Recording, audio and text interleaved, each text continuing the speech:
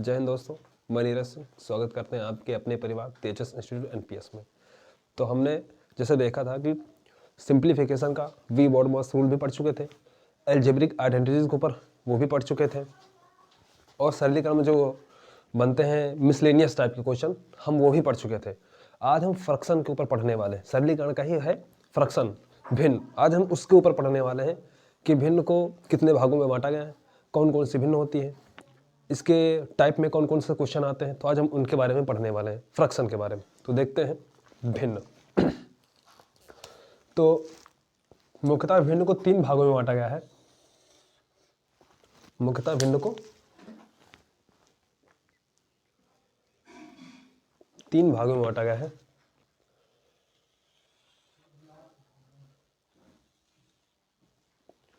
एक होता है सिंपल फ्रैक्शन, सिंपल फ्रैक्शन जिसको बोलते हैं साधारण भिन्न। एक होता है डेसिमल फ्रैक्शन, डेसिमल फ्रैक्शन जिसको बोलते हैं हिंदी में दशमलव भिन्न। और एक होता है कॉन्टिन्यूअस भिन्न,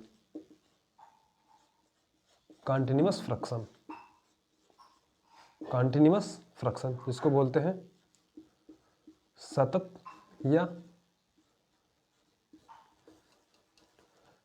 या वित्त भिन्न। तो भिन्न कितने प्रकार के होते हैं? मुख्यतः 3 प्रकार की होती हैं। एक होता है सिंपल फ्रैक्शन जिसको साधारण भिन्न बोलते हैं, एक होता है डेसिमल फ्रैक्शन दशमलव भिन्न होते हैं, और एक होता है कॉन्टिन्यूअस फ्रैक्शन सतत भिन्न होती है। अच्छा, साधारण भिन्न में जैसे एग्जाम्पल के तौर पर देखते हैं 1/2, 1/5, 1/3 ETC एक्सेट्रा। ये होते हैं साधारण भिन्न जिनका अंश जो होता है हर से छोटा होता है। आ जाता है दशमलव भिन्न में, जैसे देख लेते हैं 0.25, 0.5, 0.6 ETC एक्सेट्रा। ये होते हैं दशमलव भिन्न। जो दशमलव में होते हैं, पॉइंट में होते हैं, वो होती है डेसिमल फ्रैक्शन जिसको बोलते हैं दशमलव भिन्न। और एक होता है सतत भिन्न जिसको कॉन्टिन्यूअस भिन्न बोलते हैं। जैसे कि इसके ऊपर सवाल अच्छे अच्छे बनते हैं कुछ पेपर में, जैसे कि 1+1+1+1+1+1/5 ऐसे एग्जाम्पल के तौर पे ये लिख लो। तो ये हमारी कौन सी भिन्न होती है? इसको हम बोलते हैं सतत भिन्न। तो अपनी अपनी कॉपी में इसको नोट डाउन कर लो कि भिन्न कितने प्रकार के होते हैं। साधारण भिन्न, दशमलव भिन्न, सतत भिन्न। एक्चुअली भिन्न होती क्या है? भिन्न वो चीज़ होती है, जैसे कि हम एग्जाम्पल दे के देखते हैं। जैसे मान लो कोई एक पिज्ज़ा है, उसको हम 4 बराबर भागों में बांट दें। किसी पिज्जे को, अगर कोई पिज्जा है, अगर कह दें उसका हम 1/4 भाग आपको दे दिया, 1/4 भाग, तो ये हमारा जैसे पिज्जा है, इसके कितनों भागों में बांट दिया? 4 भाग। इस पिज्जा के 4 भाग मैंने 1 भाग आपको दे दिया। 1/4 भाग का मतलब होता है कि पिज्जा कितने भाग में है? 4 में है। मतलब टोटल वैल्यू कितनी है? 4। टोटल वैल्यू कितनी है? 4। 4 में से 1 किसको दे दिया? आपको दे दिया। तो 4 में से 1 आपको दे दिया, तो बचा कितना? 3/4। बचा कितना? 3/4 इतना बचा। भाई भिन्न का मतलब क्या होता है? भिन्न का मतलब ये होता है कि जो नीचे वैल्यू होती है वो हमारा टोटल मान होता है, ओरिजिनल वैल्यू होती है, टोटल मान होता है। ये वाला पूरा भाग होता है। कह दिया 1/4 भाग मैंने आपको दे दिया, 1/4 भाग आपको दे दिया, तो मतलब 4 हिस्सा में से 1 हिस्सा मैंने आपको दे दिया, तो बचा कितना? 1/4 को 1 से माइनस कर दोगे। कोई भी चीज होती है या तो 100% होती है तो 1 होती है। 100% मीन्स 1 होता है। तो 1/4 को हम 1 से माइनस कर देंगे तो कितना हो जाएगा? 3/4 भाग बचा। तो यही हमारी भिन्न कहलाती है। 1/4, 3/4, ये हमारी क्या कहलाती है? भिन्न कहलाती है। देखते हैं, किसी भी चीज को बराबर भागों में बांट करके कुछ ले ले, उसका कोई भाग ले ले, वही हमारी क्या कहलाती है? भिन्न कहलाती है। इसको सब लोग अपनी कॉपी में नोट डाउन कर लो। आगे बताते हैं हम, इसको थोड़ा सा मिटाते हैं। अब हम साधारण भिन्न पे चलते हैं।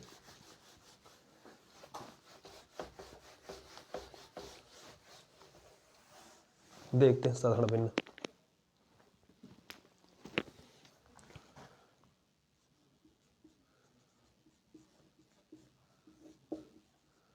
साधारण भिन्न को भी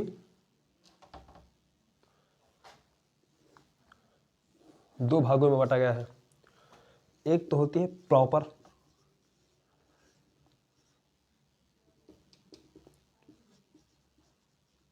फ्रैक्शन, प्रॉपर फ्रैक्शन जिसको बोलते हैं उचित भिन्न, जिसको हम हिंदी में क्या बोलते हैं, उचित भिन्न।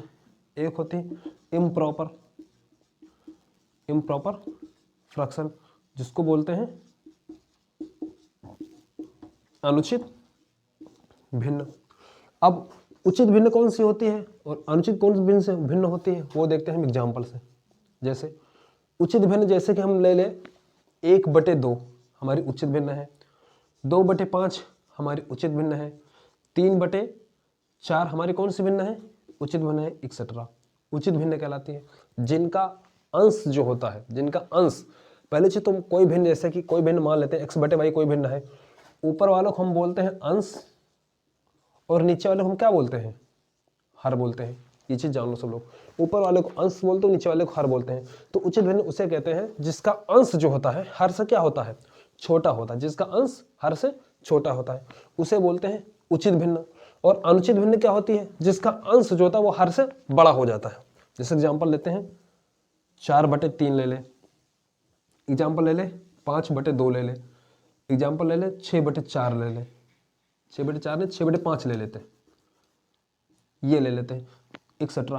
तो ये हमारी अनुचित भिन्न हो जाती हैं। इनको लिखने का सही तरीका ये होता है, 4 को हम 3 से भाग लगाएंगे, 3 एक कम 3, एक बार गया और कितना बच गया 1, तो 1 सही 1/3 लिखते हैं। इसको 2 दूना 4, 2 सही 1/, कितना होगा 2, इसको 5 एक कम 5, तो 1 सही 5, 1 सही 1/5। इनको लिखने का तरीका ये होता है अनुचित भिन्न का। जब तक ऐसे नहीं लिखेंगे तब तक हम भिन्न उसे भिन्न नहीं कहते, ये अनुचित भिन्न होती है। हमारे मैथ में इसको नहीं लिया जाता है, हमेशा मैथ में हम उचित भिन्न को लेते हैं, उचित भिन्न को लेते हैं जिसका अंश जो होता है हर से छोटा होता है, ऐसी भिन्न को हम लेते हैं उचित भिन्न को। मैथ में अनुचित भिन्न का कोई मतलब नहीं होता है, अंश बड़ा नहीं होना चाहिए हर से, ठीक है दोस्तों। तो ये होता है हमारा उचित भिन्न और ये होता है हमारा अनुचित भिन्न।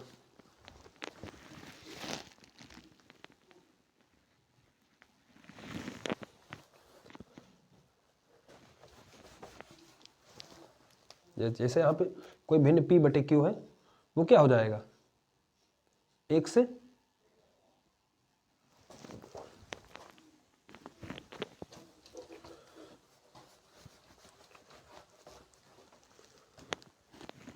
कोई भिन्न जो p/q भिन्न है वो 1 से हमारा क्या होगा, छोटा होगा। जैसे 1/2 है, अगर 1 को हम 2 से भाग लगाएंगे 0.5 आएगा, 0.5 1 से छोटा होगा।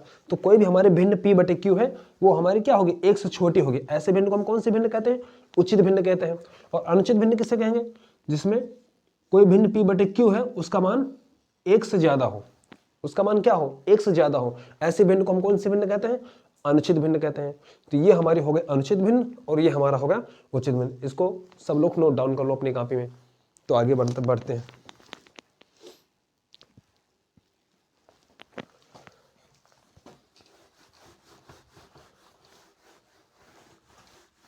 एक होते हैं मिश्रित भिन्न, हालांकि अनुचित भिन्न को ही मिश्रित भिन्न बोल देते हैं।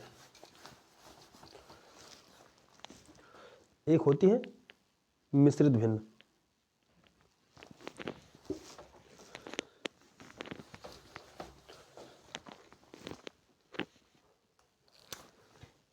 एक होती है हमारी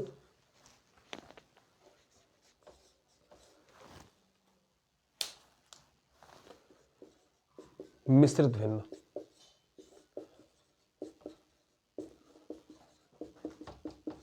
मिक्स्ड फ्रैक्शन क्या होती है, मिक्स फ्रैक्शन। वही भिन्न जैसे कि 3/2, 5/3 एक्सेट्रा, यही हमारी भिन्न क्या कहलाती है, मिश्रित भिन्न कहलाती है। मिश्रित भिन्न जैसे 2 एक कम 2, एक बार गया 1 बचा, 1/2, 1/2 कर दिया, फिर 3 एक कम 3, कितना बचा 2/3, है ना। यही भिन्न, इनको कौन से भिन्न बोलते हैं, मिश्रित भिन्न बोलते हैं। अनुचित भिन्न को ही हम मिश्रित भिन्न भी कहते हैं।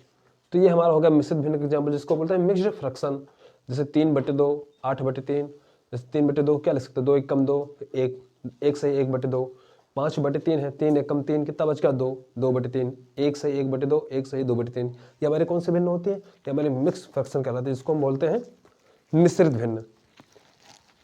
तो देखते हैं अगला, एक भिन्न होती है अर्ध भिन्न।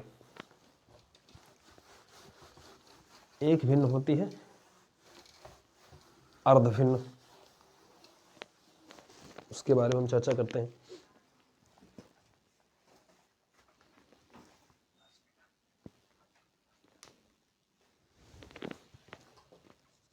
एक होता है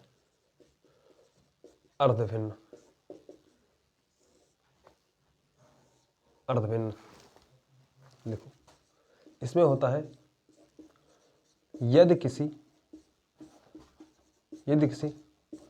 भिन्न का मान, यदि किसी भिन्न का मान जो भिन्न p/q होते हैं, यदि किसी भिन्न का मान p/q का मान, यदि किसी भिन्न का मान p/q का p/q, वो भिन्न क्या है p/q, उसका मान क्या हो? एक पूर्णांक हो। उसका मान क्या हो? एक पूर्णांक हो, मतलब क्या हो? इंटीजर हो। क्या हो? एक इंटीजर हो। यदि किसी भिन्न का मान, वो भिन्न कौन से p/q होनी चाहिए? अगर उसका मान एक पूर्णांक हो, पूर्णांक मतलब क्या? इंटीजर, एक पूर्णांक हो, तो उसे कौन से भिन्न कहते हैं? उसको अर्ध भिन्न कहते हैं। जैसे एग्जांपल लेते हैं, एग्जांपल ले लेते हैं 6/2, 4/2, 16/4,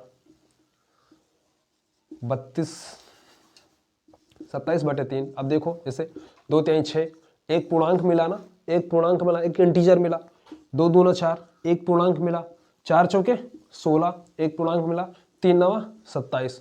तो 3 2 4 9, एक हमारे क्या पूर्णांक है भाई, दशमलव में कुछ है नहीं, क्या है? एक पूर्णांक, एक इंटीजर है। तो यदि किसी भी भिन्न का मान, किसी भी भिन्न p/q का मान अगर एक पूर्णांक हो जाए, एक पूर्णांक मिले, तो उसको हम क्या बोलते हैं? उसको हम बोलते हैं अर्ध भिन्न। इसको कौन से भिन्न बोलते हैं? इसको बोलते हैं अर्ध भिन्न। अर्ध भिन्न में जैसे 6/2, 4/2, 16/4, 27/3, इनको भाग लगा देंगे, एक क्या आना चाहिए? एक पूर्णांक आना चाहिए। तो उसको हम क्या बोलते हैं? उसको हम बोलते हैं अर्ध भिन्न। नोट डाउन कर लो दोस्तों अपनी कॉपी में, आगे बढ़ते हैं।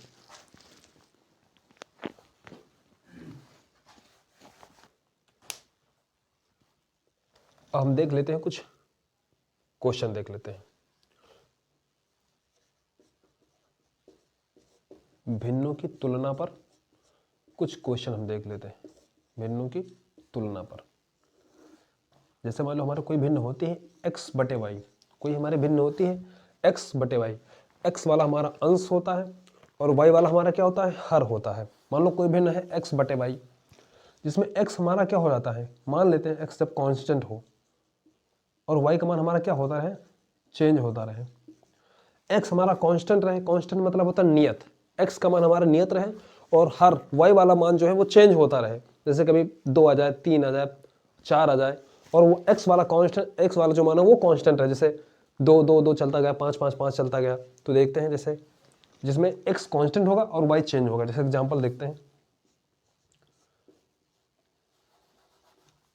5/7, 5/13, 5/8, 5/12, 5/6 में सबसे बड़ी और सबसे छोटी भिन्न बताना है। जैसे एक एग्जांपल हमने दे दिया जिसमें x कांस्टेंट है। देखो x मतलब अंश, देखो अंश सब जगह 5 है, यहाँ भी 5, यहाँ भी 5, यहाँ भी 5, यहाँ भी 5, यहाँ भी 5। y का मान चेंज हो रहा है। y का मान क्या हो रहा है? हर वाला मान चेंज, यहाँ 7, यहाँ 13, यहाँ 8, यहाँ 12, यहाँ 6। अब इसमें कहा गया जब x का मान वही हो, कांस्टेंट हो, और y का मान चेंज होता रहे, तब पूछा है कि सबसे बड़ी भिन्न कौन सी और सबसे छोटी भिन्न कौन सी है। तुम क्या बताएंगे? यहां पर सबसे बड़ी भिन्न कौन सी होगी और सबसे छोटी भिन्न कौन सी होगी? तो सबसे छोटी भिन्न कौन सी होगी दोस्तों? सबसे छोटी भिन्न वो भिन्न होगी जिसका हर सबसे बड़ा होगा। जिसका हर सबसे बड़ा होगा वो भिन्न सबसे छोटी होगी। तो यहाँ पे किसका हर सबसे बड़ा है? 5/13 वाले, देखो यहाँ वाला 13, यहाँ हर सबसे बड़ा है 13। तो जिसका हर सबसे बड़ा होता है वो सबसे छोटी भिन्न होती है।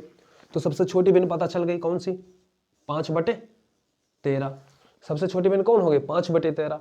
और जिसका हर सबसे छोटा होता है वो सबसे बड़ी भिन्न होती है। जब x कांस्टेंट रहता है तब की बात है। तो जिसका हर सबसे छोटा है वो सबसे बड़ी भिन्न होगी। सबसे हर छोटा किसका है, ये वाले का, 5/6 वाले का। इसका हर 6 है और देखो सब ज्यादा है, 7, 13, 8, 12 और सब ज्यादा है। तो किसका हर सबसे छोटा है, लास्ट वाली भिन्न का। तो सबसे बड़ी भिन्न कौन सी हो जाएगी, 5/6।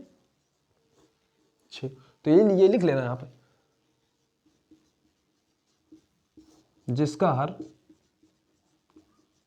सबसे बड़ा होगा, जिसका हर सबसे बड़ा होगा वह सबसे छोटी भिन्न होगी, वह सबसे छोटी भिन्न होगी। लिख लेना कि जिसका हर सबसे बड़ा होगा वह सबसे छोटी भिन्न होगी। और और यहां पे लिख लेना, यहां पे जिसका हर सबसे छोटा होगा वो क्या होगी, सबसे बड़ी भिन्न होगी। जिसका हर सबसे बड़ा होगा वो सबसे छोटी, और जिसका हर सबसे छोटा वो सबसे बड़ी भिन्न हो जाएगी। तो ये हमारा हो गया जब x कांस्टेंट हो और y चेंज हो। ये हमारा पहला एग्जांपल होगा, नोट डाउन कर लो पहला क्वेश्चन। अच्छा, इसके बारे में हम कुछ क्वेश्चन जो है कल करवाएंगे, आज के लिए इतना ही रखते हैं। अभी x कांस्टेंट y चेंज के ऊपर 1-2 क्वेश्चन अभी और लेंगे हम कल के लिए। फिर हम बताएंगे कि जब y कांस्टेंट रहेगा x वाला चेंज होगा, फिर उसके ऊपर अगला टाइप होगा। फिर अभी इसमें कई सारे टाइप करवाएंगे। तो आज के लिए इतना ही रखते हैं। अगर सेशन पसंद आया हो तो सेशन को लाइक करो, और चैनल पर नए हो चैनल को सब्सक्राइब भी करो, और अपने दोस्तों के साथ शेयर भी करो। अगर कोई भी अच्छी जानकारी मिले तो उसको अपने दोस्तों के साथ भी शेयर किया करो, ताकि हम लोगों का मनोबल भी बढ़े। मिलते हैं अगले सेशन में, तब तक